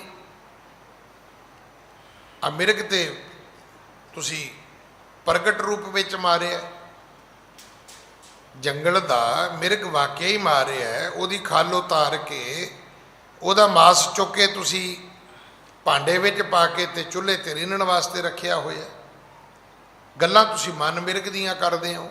ਹਾਂਜੀ। ਰੀਦਤ ਹੋ ਅਬ ਦੇਗ ਚੜਾਏ, ਹਮ ਕੋ ਔਰੇ ਰੀਤ ਬਤਾਏ। ਸਾਰਿਆਂ ਦੇ ਵਿੱਚ ਇਹ ਗੱਲ ਪ੍ਰਗਟ ਹੈ ਕਿ ਸੂਰਜ ਗ੍ਰਹਿਣ ਦੇ ਵਕਤ ਤੁਸੀਂ ਕੁਰਕਸ਼ੇਤਰ ਆ ਕੇ ਮਾਸ ਰਿੰਨਿਆ ਤੇ ਗੱਲਾਂ ਤੁਸੀਂ ਔਰੀਆਂ ਬੌਰੀਆਂ ਕਰਦੇ ਹੋ। ਹਮ ਕੋ ਔਰੇ ਰੀਤ ਬਤਾਏ, ਸਾਨੂੰ ਹੋਰ ਹੀ ਰੀਤ ਦੀਆਂ ਗੱਲਾਂ ਕਰਦੇ ਹੋ। ਤੁਸੀਂ ਗੱਲਾਂ ਬ੍ਰਹਮ ਗਿਆਨ ਦੀਆਂ, ਅਧਿਆਤਮਕਤਾ ਦੀਆਂ ਕਰਦੇ ਹੋ। ਪਰ ਜੋ ਕੁਝ ਅਸੀਂ ਵੇਖ ਰਹੇ ਹਾਂ ਉਹ ਪ੍ਰਗਟ ਰੂਪ ਦੇ ਵਿੱਚ ਹੈ। ਚੁੱਲ੍ਹਾ ਪੱਟਿਆ ਹੈ, ਅੱਗ ਬਾਲੀ ਹੈ, ਮਿਰਗ ਰਿੰਨਿਆ ਹੈ। ਹਾਂਜੀ। ਕਮਲ ਬਦਨ ਬੋਲੇ ਸੁਨ ਕਾਨਾ, ਚਤੁਰ ਵੇਦ ਇਸ ਭਾਂਤ ਬਖਾਨਾ। ਗੁਰੂ ਨਾਨਕ ਸਾਹਿਬ ਕਹਿਣ ਲੱਗੇ ਭਾਈ ਇਹ ਗੱਲ 4 ਵੇਦਾਂ ਦੇ ਵਿੱਚ ਲਿਖੀ ਹੋਈ ਹੈ। ਜਿਹੜੇ 4 ਵੇਦ ਨੇ, ਉਹਨਾਂ ਵੇਦਾਂ ਦੇ ਵਿੱਚ ਇਹ ਸਾਰਾ ਕੁਝ ਲਿਖਿਆ ਹੋਇਆ ਹੈ। ਅਖੀਰ ਬ੍ਰਿਤ ਖਤਰਨ ਕੈ ਕਰਨੀ, ਕਥਾ ਜੁਗਨ ਚਾਰੋਂ ਮਹਿ ਬਰਨੀ। ਅਖੇਰ ਬ੍ਰਿਤ ਖਤਰਨ ਕੈ ਕਰਨੀ। ਸਤਿਗੁਰੂ ਕਹਿੰਦੇ ਦੱਸੋ ਵੀ ਖੱਤਰੀਆਂ ਦੇ ਬਾਰੇ ਵੇਦਾਂ ਦੇ ਵਿੱਚ ਲਿਖਿਆ ਵੀ ਇਹਨਾਂ ਨੂੰ ਸ਼ਿਕਾਰ ਖੇਡਣਾ ਚਾਹੀਦਾ। ਕਹਿਣ ਲੱਗੇ ਜੀ ਲਿਖਿਆ। ਕਥਾ ਜੁਗਣ ਚਾਰੋਂ ਮੈਂ ਬਰਨੀ। ਕੀ ਇਹ ਗੱਲ ਠੀਕ ਹੈ ਵੀ ਹਰ ਯੁੱਗ ਵਿੱਚ ਖੱਤਰੀ ਸ਼ਿਕਾਰ ਖੇਡਦੇ ਰਹੇ ਨੇ? ਹੁਣ ਪੰਡਤ ਕਿਵੇਂ ਕਹਿਣ ਵੀ ਨਹੀਂ ਲਿਖਿਆ ਹੋਇਆ? ਕਹਿੰਦੇ ਜੀ ਲਿਖਿਆ। ਜੇ ਹੰਕਾਰੀ ਨਰ ਜਗ ਮਾਹੀ, ਹਿੰਸਾ ਕੋ ਅਗ ਲਾਗੇ ਤਾਹੀ। ਜਿਹੜੇ ਹੰਕਾਰੀ ਲੋਕ ਹੁੰਦੇ ਨੇ ਸੰਸਾਰ ਵਿੱਚ, ਹਿੰਸਾ ਦਾ ਪਾਪ ਉਹਨਾਂ ਨੂੰ ਲੱਗਦਾ ਹੈ। ਵੇਖੋ ਜਿਹੜਾ ਤੁਸੀਂ ਹੰਕਾਰ ਵਿੱਚ ਆ ਕੇ ਜ਼ੁਲਮ ਕਰਦੇ ਹੋ ਉਹ ਪਾਪ ਹੈ। ਹੁਣ ਇੱਕ ਵਿਅਕਤੀ ਹੈ, ਉਹਨੇ ਕਿਸੇ ਅਬਲਾ ਤੇ ਕਿਸੇ ਬੀਬੀ ਤੇ ਹੱਥ ਪਾ ਲਿਆ। ਹੁਣ ਤੁਸੀਂ ਕੀ ਕਰੋਗੇ? ਕਿ ਉਹਨੂੰ ਪਕੜੋਗੇ ਨਹੀਂ? ਕਿ ਉਹਨੂੰ ਮਾਰੋਗੇ ਨਹੀਂ? ਜੇ ਤੁਸੀਂ ਉਹਨੂੰ ਪਕੜ ਕੇ ਮਾਰੋਗੇ ਤੇ ਵੇਖਣ ਵਾਲੇ ਲੋਕ ਕੀ ਕਹਿਣਗੇ? ਲੋਕ ਕਹਿਣਗੇ ਭਾਈ ਸਾਹਿਬ ਇਹ ਬਹੁਤ ਅੱਛਾ ਕੀਤਾ ਤੁਸੀਂ। ਪਰ ਇੱਕ ਵਿਅਕਤੀ, ਉਹਨੇ ਕੋਈ ਪਾਪ ਕੀਤਾ ਹੀ ਨਹੀਂ, ਉਹਨੇ ਗਲਤੀ ਕੀਤੀ ਕੋਈ ਨਹੀਂ, ਪਰ ਤੁਸੀਂ ਬਿਨਾਂ ਕਾਰਨ ਜਾ ਕੇ ਉਹਨੂੰ ਕੁੱਟਣਾ ਮਾਰਨਾ ਸ਼ੁਰੂ ਕਰ ਦਿਓ ਤੇ ਹਰ ਵਿਅਕਤੀ ਕੀ ਕਹੇਗਾ? ਉਹ ਕਹੇਗਾ ਵੀ ਇਹੋ ਜਿਹਾ ਹੰਕਾਰ ਤੇ ਕਿਤੇ ਨਹੀਂ ਵੇਖਿਆ ਕਿ ਚੰਗਾ ਭਲਾ ਬੰਦਾ ਸੜਕ ਦੇ ਕੰਢੇ ਤੇ ਖਲੋਤਾ ਹੈ ਤੇ ਇਹ ਬੰਦੇ ਨੇ ਆ ਕੇ ਮਗਰੋਂ ਤੇ ਇਹਨੂੰ ਕੁੱਟਣਾ ਮਾਰਨਾ ਸ਼ੁਰੂ ਕਰ ਦਿੱਤਾ ਹੈ। ਪਾਪ ਉਦੋਂ ਹੈ ਜਦੋਂ ਤੁਸੀਂ ਕੋਈ ਕੰਮ ਹੰਕਾਰ ਵਿੱਚ ਕਰਦੇ ਹੋ। ਹੰਕਾਰ ਵਿੱਚ ਕੀਤੇ ਹੋਏ ਕੰਮ ਦੇ ਵਿੱਚ ਪਾਪ ਹੈ, ਪਰ ਹੰਕਾਰ ਨੂੰ ਛੱਡ ਕੇ ਜਦੋਂ ਤੁਸੀਂ ਕੰਮ ਕਰਦੇ ਹੋ, ਇਹਦਾ ਅਰਥ ਹੈ ਤੁਸੀਂ ਗਲਤ ਕਰ ਹੀ ਨਹੀਂ ਸਕਦੇ। ਗਲਤ ਨਹੀਂ ਕਰੋਗੇ ਤੇ ਪਾਪ ਨਹੀਂ ਹੋਏਗਾ। ਹਾਂਜੀ। ਹੰਤਾ ਖੋਏ ਪਏ ਜੇ ਗਿਆਨੀ, ਸਰਬ ਦੁਵੈਤ ਜੋ ਹਿਰਦੇ ਮਿਟਾਨੀ। ਸਤਿਗੁਰੂ ਕਹਿਣ ਲੱਗੇ ਹੰਕਾਰ ਨੂੰ ਗਵਾਵੇ ਤੇ ਬੰਦਾ ਬਣੇ ਗਿਆਨੀ, ਗਿਆਨ ਵਾਲਾ। ਸਰਬ ਦਵੈਤ ਜੇ ਹਿਰਦੇ ਮਟਾਨੀ, ਪਰ ਫਿਰ ਉਹਦੇ ਹਿਰਦੇ ਤੋਂ ਈਰਖਾ, ਦਵੈਸ਼, ਪਰਾਈ ਤਾਤ, ਲੋਕਾਂ ਦਾ ਮਾੜਾ ਸੋਚਣਾ ਤੇ ਕਰਨਾ, ਇਹ ਖਤਮ ਹੋਣਾ ਚਾਹੀਦਾ ਹੈ। ਹਾਂਜੀ। ਪੂਰਨ ਸਤ ਆਤਮਾ ਜਾਣੈ, ਜਗਤ ਅਸਤ ਸਦਾ ਪਹਿਚਾਨੈ। ਉਹ ਫਿਰ ਸਾਰਿਆਂ ਦੇ ਵਿੱਚ ਰੱਬ ਨੂੰ ਵੇਖੇ, ਫਿਰ ਤਾਂ ਗਿਆਨੀ ਹੈ। ਫਿਰ ਉਹ ਜਗਤ ਨੂੰ ਅਸਤ ਕਰਕੇ ਮੰਨੇ। ਗਿਆਨੀ ਦਾ ਅਰਥ ਇਹ ਨਹੀਂ ਹੈ ਵੀ ਕੇਵਲ ਉਹਨੇ ਦਾੜੀ ਰੱਖੀ, ਪੱਗ ਬੱਧੀ, ਗਾਤਰਾ ਪਾਇਆ, ਹਜੂਰੀਆ ਪਾਇਆ, ਗੁਰਦੁਆਰੇ ਸੇਵਾ ਕਰਦਾ ਹੈ, ਆਪਾਂ ਕਹੀਏ ਜੀ ਗਿਆਨੀ ਹੈ। ਠੀਕ ਹੈ, ਉਹਦੀ ਡਿਊਟੀ ਗਿਆਨੀ ਵਾਲੀ ਹੈ, ਪਰ ਜਿਹੜੀ ਉਹਦੀ ਪੱਧਤੀ ਗਿਆਨੀ ਵਾਲੀ ਹੈ ਉਹ ਤਦੋਂ ਹੈ ਜੇ ਉਹ ਸਾਰਿਆਂ ਵਿੱਚ ਰੱਬ ਵੇਖਦਾ ਹੈ। ਅਮੀਰ ਵਿੱਚ ਵੀ ਵੇਖੇ, ਗਰੀਬ ਵਿੱਚ ਵੀ ਵੇਖੇ। ਕੀ ਫਿਰ ਉਹ ਸੰਸਾਰ ਨੂੰ ਝੂਠ ਕਰਕੇ ਮੰਨਦਾ ਹੈ ਕਿ ਜਗਤ ਦੀ ਰਚਨਾ ਤੇ ਝੂਠੀ ਹੈ? ਹਾਂਜੀ। ਤੀਨ ਕਾਲ ਜਿਹ ਜਗਤ ਅਪਾਊ, ਤਿਨ ਕੋ ਦੋਸ਼ ਨ ਲਾਗੇ ਕਾਊ। ਐਸੇ ਵਿਅਕਤੀ ਨੂੰ ਤਿੰਨ ਕਾਲਾਂ ਵਿੱਚ ਵੀ ਦੋਸ਼ ਨਹੀਂ ਆਏਗਾ। ਤਿੰਨ ਯੁੱਗਾਂ ਦੇ ਵਿੱਚ ਵੀ ਐਸੇ ਵਿਅਕਤੀ ਨੂੰ ਪਾਪ ਨਹੀਂ ਲੱਗ ਸਕਦਾ। ਹਾਂਜੀ। ਜੋ ਅਗਿਆਨੀ ਨਰ ਮਤ ਮੰਦੇ, ਵਰਨਾ ਅਸ਼ਰਮ ਕੇ ਧਰਮੇ ਫੰਦੇ। ਅਗਿਆਨੀ ਕੌਣ ਹੈ? ਅਗਿਆਨੀ ਉਹ ਬੰਦਾ ਹੈ ਜਿਹੜਾ ਵਰਨਾਂ ਦੇ ਅਧਰਮ ਵਿੱਚ ਫਸਿਆ ਹੋਇਆ ਹੈ। ਇਹ ਬ੍ਰਾਹਮਣ ਹੈ, ਇਹ ਖੱਤਰੀ ਹੈ, ਇਹ ਸ਼ੂਦਰ ਹੈ, ਇਹ ਵੈਸ਼ ਹੈ, ਇਹ ਸਮਝ ਲੈਣਾ ਗਿਆਨੀ ਹੈ। ਅਸਲ ਵਿੱਚ ਕੀ ਸੀ? ਇਹ ਕੰਮਾਂ ਦੀ ਵੰਡ ਸੀ। ਹੁਣ ਆਪਾਂ ਚਾਰ ਵਰਨਾਂ ਦੀ ਗੱਲ ਤੇ ਆਪਾਂ ਅੱਜ ਕੱਲ੍ਹ ਨਹੀਂ ਕਰਦੇ ਨਾ, ਪਰ ਤੁਸੀਂ ਪ੍ਰੋਫੈਸ਼ਨ ਦੀ ਗੱਲ ਤੇ ਕਰੋਗੇ। ਜਿਹੜਾ ਕੋਈ ਬੰਦਾ ਕੰਮ ਕਰਦਾ ਹੈ, ਕਿ ਆਪਾਂ ਉਸ ਨੂੰ ਉਸ ਸੰਗਿਆ ਦੇ ਨਾਂ ਨਾਲ ਨਹੀਂ ਬੁਲਾਉਂਦੇ। ਦੇਖੋ, ਇੱਕ ਬੰਦਾ ਸੜਕ ਤੇ ਖੜਾ ਹੈ, ਆਵਾਜ਼ ਪਤਾ ਕੀ ਹੁੰਦਾ? ਟੈਕਸੀ। ਹੁਣ ਟੈਕਸੀ ਕੀ ਹੈ? ਇੱਕ ਕਾਰ ਹੈ। ਉਹੋ ਜਿਹੀਆਂ ਕਾਰਾਂ ਸੜਕ ਤੇ ਹੋਰ ਵੀ ਹੈਗੀਆਂ ਨੇ, ਪਰ ਅਗਰ ਉਹਦੀ ਰਜਿਸਟ੍ਰੇਸ਼ਨ ਹੋਈ ਹੈ ਤੇ ਉਹਦੀ ਜੈਲੋ ਨੰਬਰ ਪਲੇਟ ਹੋਏਗੀ। ਹੁਣ ਦੱਸੋ ਵੀ ਟੈਕਸੀ ਕੀ ਹੈ? ਕਾਰ ਟੈਕਸੀ ਹੈ ਕਿ ਜਿਹੜਾ ਚਲਾ ਰਿਹਾ ਬੰਦਾ ਉਹ ਟੈਕਸੀ ਹੈ? ਤੇ ਜੇ ਬੰਦਾ ਉਤਰ ਕੇ ਚਪੇੜਾਂ ਮਾਰਨੀਆਂ ਸ਼ੁਰੂ ਕਰ ਦੇਵੇ ਵੀ ਮੇਰਾ ਨਾਂ ਤੇ ਮੇਜਰ ਸਿੰਘ ਹੈ, ਤੂੰ ਮੈਨੂੰ ਟੈਕਸੀ ਕਿਵੇਂ ਕਹਤਾ? ਰਕਸ਼ੇ ਦੇ ਉੱਤੇ ਬੰਦਾ ਬੈਠਾ ਹੈ, ਯੂਪੀ ਦਾ ਹੈ, ਬਿਹਾਰ ਦਾ ਹੈ, ਪੰਜਾਬ ਦਾ ਹੈ, ਆਪਾਂ ਕੀ ਕਹਿੰਦੇ? ਰਿਕਸ਼ਾ। ਕਿਹਨੂੰ ਆਵਾਜ਼ ਮਾਰੀ ਤੁਸੀਂ?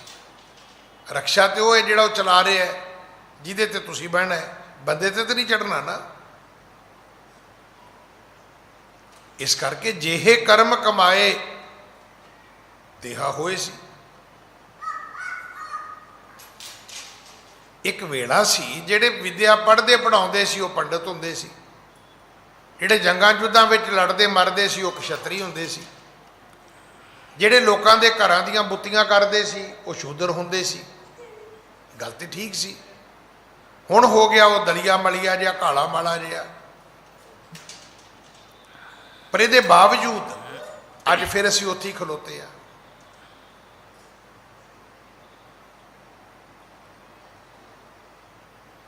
IS ਹੋਣਾ कि एक जात नहीं, IPS होना एक जात नहीं है। देखो ना, आदमी DC है, ठीक है, पर वो लोग पूछते ने भी ये IS है, तुसी पढ़ते हो, पढ़ाने हो, उवें उवें तुहाडा नाम बदलता जाता है। ये लैक्चरार है जी, ये प्रोफैसर है जी, ये प्रिंसीपल है जी, ये टीचर है जी, कि ये जाता नहीं। असल विच जेहे कर्म कमाए तेहा होए सी। इस कथा दे विच आउंदा है अज्ञानी कौन है? जिहदी मत मंदी है, जिहड़ा वरना विच फसिया होया। ਹੁਣ तो चलो नहीं बोलते, वैसे तो चपड़ासी ਨੂੰ चपड़ासी कहोगे, और की कहोगे? पहला हाजरी रजिस्टर ਤੇ लिखिया ਹੁੰਦਾ ਸੀ चपड़ासी, ਹੁਣ ਉਹਨੂੰ सफाई कर्मचारी ਜਾਂ कोई जमेदार ना लिखिया तो होर ना दे दिता। ਨਾਂ ਨਾਲ ਕੀ फर्क पैदा है? पर पहचान तो ਉਹਦੀ ਉਸੇ ਨਾਂ ਤੋਂ ही होनी है। ਹੁਣ ਨਾਂ लिखिया गार्ड, ਹੁਣ गार्ड ਕਿਹੜੀ जात है जी? ਜਿਹੜਾ ਤੁਹਾਡੇ ਬੂਹੇ ਅੱਗੇ ਖਲੋਂਦਾ ਉਹ ਗਾਰਡ ਹੈ। ਜਿਹੜਾ ਤੁਹਾਡੇ ਕਿਚਨ 'ਚ ਕੰਮ ਕਰਦਾ ਉਹਨੂੰ ਕਦੇ ਗਾਰਡ ਕਿਹਾ ਤੁਸੀਂ? ਸਤਿਗੁਰੂ ਕਹਿੰਦੇ ਅਗਿਆਨੀ ਉਹ ਹੈ ਜਿਹੜਾ ਅੱਜ ਵੀ ਵਰਨ ਵੰਡ ਵਿੱਚ ਫਸਿਆ ਹੈ। ਹੁਣ ਅਗਲੀ ਗੱਲ ਤੇ ਆ ਜਾਈਏ। ਜਿਹੜਾ ਤੁਹਾਡੀ ਰਸੋਈ 'ਚ ਕੰਮ ਕਰਦਾ ਹੈ ਉਹ ਵੀ ਬੰਦਾ ਹੈ, ਜਿਹੜਾ ਤੁਹਾਡੀ ਗੱਡੀ ਚਲਾਉਂਦਾ ਹੈ ਡਰਾਈਵਰ ਹੈ ਉਹ ਵੀ ਬੰਦਾ ਹੈ, ਜਿਹੜਾ ਤੁਹਾਡਾ ਗਾਰਡ ਹੈ ਗੇਟ ਤੇ ਉਹ ਵੀ ਬੰਦਾ ਹੈ।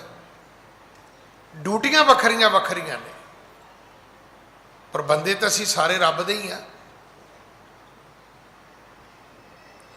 ਅਸੀਂ ਸਾਰੇ ਪਰਮਾਤਮਾ ਤੋਂ ਪੈਦਾ ਹੋਏ ਆ।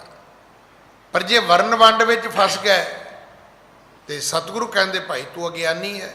ਹਾਂਜੀ, ਅੰਤਰ ਮਨ ਚਾਹਤ ਰਸ ਖਾਵਨ, ਵਹਿਰ ਤਜੇ ਹਿਤ ਲੋਕ ਦਿਖਾਵਨ। ਐਸੇ ਲੋਕ ਕੌਣ ਨੇ ਜਿਨ੍ਹਾਂ ਦੇ ਅੰਦਰ ਚਾਹਤ ਹੈ? ਬੜੇ ਲੋਕ ਨੇ, ਖਾਣਾ ਚਾਹੁੰਦੇ ਨੇ, ਪਰ ਲੋਕਾਂ ਨੂੰ ਕਹਿਣਗੇ ਨਹੀਂ ਨਹੀਂ ਅਸੀਂ ਤਾਂ ਵੈਸ਼ਨੂ ਆ ਜੀ, ਅਸੀਂ ਤਾਂ ਖਾਂਦੇ ਹੀ ਨਹੀਂ ਜੀ, ਅਸੀਂ ਤਾਂ ਹੱਥ ਨਹੀਂ ਲਾਉਂਦੇ ਜੀ, ਸਾਡੇ ਤਾਂ ਘਰ ਨਹੀਂ ਵੜਦਾ ਜੀ। ਹਾਂਜੀ, ਸੇ ਮਰ ਜਨਮੈ ਜਗ ਕੇ ਮਾਹੀ, ਕਬੂ ਹੋਤ ਛੁਟਕਾਰਾ ਨਾਹੀ। ਸਤਿਗੁਰੂ ਕਹਿਣ ਲੱਗੇ ਐਸੇ ਲੋਕ ਜਗ ਵਿੱਚ ਮਰਦੇ ਨੇ, ਬੰਧਨਾਂ ਵਿੱਚ ਪੈਂਦੇ ਨੇ। 84 ਲੱਖ ਜੂਨਾਂ ਤੋਂ ਕਦੇ ਉਹਨਾਂ ਦਾ ਛੁਟਕਾਰਾ ਨਹੀਂ ਹੋ ਸਕਦਾ, ਕਿਉਂਕਿ ਉਹਨਾਂ ਦੇ ਮਨ ਵਿੱਚ ਕੁਝ ਹੋਰ ਹੈ, ਮੁਖ ਵਿੱਚ ਕੁਝ ਹੋਰ ਹੈ। ਇਸ ਪ੍ਰਕਾਰ ਕੈ ਸਭਨ ਸੋ ਉਚਰਿਓ ਬਹੁਰ ਸਲੋਕ। ਇੰਨੇ ਬਚਨ ਕਰਨ ਤੋਂ ਬਾਅਦ ਸਤਿਗੁਰੂ ਜੀ ਨੇ ਬਾਣੀ ਦਾ ਸ਼ਬਦ ਉਚਾਰਿਆ। ਇਹ ਸ਼ਬਦ ਗੁਰੂ ਗ੍ਰੰਥ ਸਾਹਿਬ ਮਹਾਰਾਜ ਦੇ ਵਿੱਚ ਦਰਜ ਹੈ। ਹਾਂਜੀ, ਮਨ ਵਿਕਾਰ ਤਿਨ ਪ੍ਰਗਟ ਕੀਏ, ਸੁਣਤ ਬ੍ਰਿੰਦ ਤਹਿ ਲੋਕ।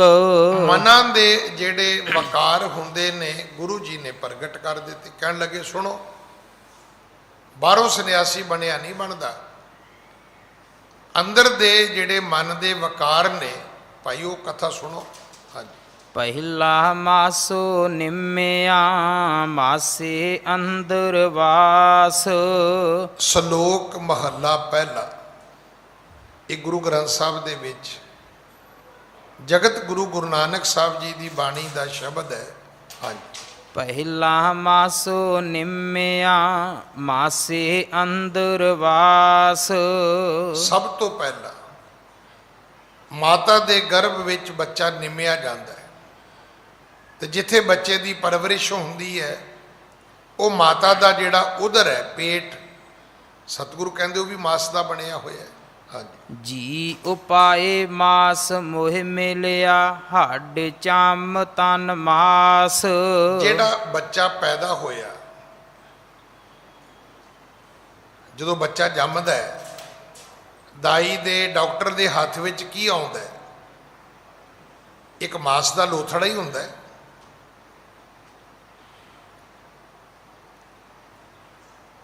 ਹੁਣ ਉਹ ਕੀ ਹੈ? ਉਹ ਵੀ ਮਾਸ ਹੈ। ਜੀ ਉਹ ਪਾਏ, ਜੀਵ ਦਾ ਜਨਮ ਹੋਇਆ ਤੇ ਮਾਸ ਮੋਹ ਮਿਲਿਆ। ਹੁਣ ਉਹਦੇ ਬੱਚੇ ਦੇ ਮੂੰਹ 'ਚ ਕੀ ਹੈ? ਜ਼ੁਬਾਨ। ਜ਼ੁਬਾਨ ਕਾਹਦੀ ਹੈ? ਉਹ ਵੀ ਮੂੰਹ ਮਾਸ ਦੀ ਹੈ। ਜਿਹੜਾ ਬੱਚਾ ਜੰਮਿਆ ਉਹ ਨਿਰਾ ਮਾਸ ਹੀ ਹੈ। ਜਿਹੜੀ ਉਹਦਾ ਮੂੰਹ ਖੋਲ ਕੇ ਵੇਖਿਆ ਉਹਦੇ ਵਿੱਚ ਜ਼ੁਬਾਨ ਹੈ, ਉਹ ਵੀ ਮਾਸ ਦੀ ਹੈ। ਹਾਂਜੀ। ਮਾਸੋ ਬਾਹਰ ਕੱਢਿਆ ਮੰਮਾ ਮਾਸ ਗਿਰਾਸ। ਬੱਚੇ ਦੇ ਜਨਮ ਤੋਂ ਬਾਅਦ ਜਦੋਂ ਮਾਂ ਨੇ ਦੁੱਧ ਦਿੱਤਾ ਤੇ ਜਿਹੜਾ ਮਾਂ ਨੇ ਆਪਣਾ ਥਣ ਬੱਚੇ ਦੇ ਮੂੰਹ ਵਿੱਚ ਪਾਇਆ, ਸਤਿਗੁਰੂ ਕਹਿੰਦੇ ਉਹ ਵੀ ਮਾਸ ਹੈ। ਹਾਂਜੀ। ਮੋਹ ਮਾਸੇ ਕਾ ਜੀਬ ਮਾਸੈ ਕੀ ਮਾਸੈ ਅੰਦਰ ਸਾਸ। ਬੱਚੇ ਦਾ ਮੂੰਹ ਮਾਸ ਦਾ ਬਣਿਆ, ਉਹਦੇ ਵਿੱਚ ਜ਼ਬਾਨ ਉਹ ਵੀ ਮਾਸ ਦੀ ਬਣੀ ਹੈ। ਜਿਹੜੀ ਸਵਾਸਾਂ ਦੀ ਪ੍ਰਣਾਲੀ ਚੱਲਦੀ ਹੈ ਉਹ ਵੀ ਮਾਸ ਦੇ ਵਿੱਚੋਂ ਲੰਘਦੀ ਹੈ। ਕਦੇ ਸੁਣਿਆ ਤੁਸੀਂ ਕਈਆਂ ਨੂੰ ਸਾਹ ਲੈਣ ਦੀ ਤਕਲੀਫ ਹੋਵੇ ਤੇ ਫਿਰ ਕਿਹਾ ਜਾਂਦਾ ਵੀ ਇਹਦੇ ਨੱਕ ਦੇ ਵਿੱਚ ਥੋੜਾ ਜਿਹਾ ਮਾਸ ਵਧਿਆ ਹੈ ਤੇ ਡਾਕਟਰ ਕਹਿੰਦਾ ਉਹਨੂੰ ਕੱਟਣਾ ਪਏਗਾ, ਫਿਰ ਇਹ ਠੀਕ ਹੋ ਜਾਏਗਾ। ਸਤਿਗੁਰੂ ਕਹਿੰਦੇ ਜਿਹੜਾ ਸਾਹ ਲੈਂਦਾ ਹੈ ਉਹ ਜਿਹੜੀ ਪ੍ਰਣਾਲੀ ਹੈ ਉਹ ਵੀ ਪ੍ਰਮਾਤਮਾ ਨੇ ਮਾਸ ਦੀ ਬਣਾਈ ਹੈ। ਹਾਂਜੀ। ਵੱਡਾ ਹੋਆ ਵਿਆਹਿਆ ਘਰ ਲੈ ਆਇਆ ਮਾਸ। ਹੁਣ ਪੁੱਤ ਵੱਡਾ ਹੋ ਗਿਆ, ਬੜੇ ਸਗਨਾਂ ਨਾਲ ਮਾਂ ਪਿਓ ਨੇ ਬੱਚੇ ਦਾ ਵਿਆਹ ਕੀਤਾ ਤੇ ਜਿਹੜੀ ਨੂੰਹ ਘਰ ਆਈ ਉਹ ਵੀ ਮਾਸ ਦਾ ਹੀ ਲੋਥੜਾ ਸੀ। ਜਿਹੜੀ ਘਰ ਅਸੀਂ ਬਹੂ ਲਿਆਂਦੀ, ਸਟੀਲ ਦੀ ਤਾਂ ਨਹੀਂ ਲਿਆਂਦੀ ਨਾ ਲੋਹੇ ਦੀ ਲਿਆਂਦੀ, ਉਹ ਵੀ ਹੱਡੀਆਂ ਦੀ ਮਾਸ ਦੀ ਬਣੀ ਬੱਚੀ ਵਿਆਹੀ ਸਾਡੇ ਘਰ ਆ ਗਈ। ਸਤਿਗੁਰੂ ਕਹਿੰਦੇ ਵੱਡਾ ਹੋਆ ਵਿਆਹਿਆ ਘਰ ਲੈ ਆਇਆ ਮਾਸ।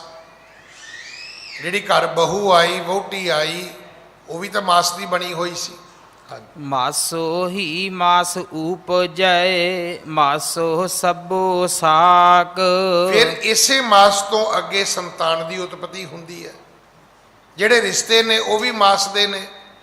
ਕਦੇ ਰੋਬਰਟ ਨੂੰ ਤਾਂ ਕਿਸੇ ਨੇ ਮਾਮਾ ਨਹੀਂ ਕਿਹਾ, ਕਿਸੇ ਨੇ ਫੁੱਫੜ ਨਹੀਂ ਕਿਹਾ।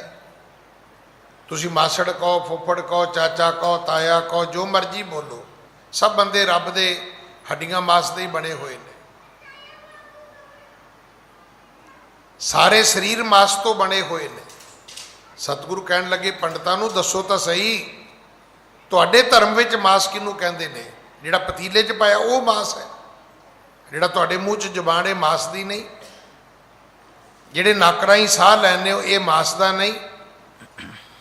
ਜਿਹੜੀ ਘਰ ਵਹੁਟੀ ਵਿਆਹ ਕੇ ਲਿਆਂਦੀ ਉਹ ਮਾਸ ਦੀ ਨਹੀਂ ਹੈ। ਜਿਹੜਾ ਪਤੀਲੇ 'ਚ ਪਾ ਲਿਆ ਉਹ ਮਾਸ ਹੈ। ਹਾਂਜੀ। ਸਤਿਗੁਰ ਮਿਲਿਆ ਹੁਕਮ ਬੂਝੀਐ ਤਾਂ ਕੋ ਆਵੇ ਰਾਸ। ਨਹੀਂ ਭਾਈ, ਇਹ ਤਾਂ ਗੁਰੂ ਮਿਲੇਗਾ ਤੇ ਸਮਝ ਆਵੇਗੀ, ਤਾਂ ਜਾ ਕੇ ਤੁਹਾਨੂੰ ਇਹ ਅਸਲ ਗੁਰਮਤ ਦਾ ਗਿਆਨ, ਇਹ ਜੁਗਤੀ ਪ੍ਰਾਪਤ ਹੋਵੇਗੀ। ਹਾਂਜੀ। ਆਪ ਛੁਟੇ ਨਹਿ ਛੁਟੀਐ ਨਾਨਕ ਬਚਨ ਬਿਨਾਸ। ਨਹੀਂ, ਆਪਣੇ ਆਪ ਤੋਂ ਛੁੱਟਿਆ ਨਹੀਂ ਜਾ ਸਕਦਾ। ਨਹੀਂ ਤਾਂ ਇਹ ਸਾਰੇ ਜਿਹੜੇ ਬਚਨ ਨੇ ਇਹ ਤਾਂ ਵਿਨਾਸ਼ ਨੇ ਭਾਈ, ਵਿਅਰਥ ਨੇ, ਇਹਨਾਂ ਦਾ ਕੋਈ ਅਰਥ ਨਹੀਂ ਹੈਗਾ। ਸਤਿਗੁਰੂ ਕਿਰਪਾ ਕਰਨ। ਅਗਲੀ ਕਥਾ ਆਪਾਂ ਕੱਲ ਗੁਰੂ ਕੀ ਗੋਦ ਵਿੱਚ ਬੈਠ ਕੇ ਸੁਣੀਏ। ਭੁੱਲਾਂ ਬਖਸ਼ੋ ਜੀ, ਫਤਿਹ ਬੁਲਾਓ। ਵਾਹਿਗੁਰੂ ਜੀ ਕਾ ਖਾਲਸਾ, ਵਾਹਿਗੁਰੂ ਜੀ ਕੀ ਫਤਿਹ।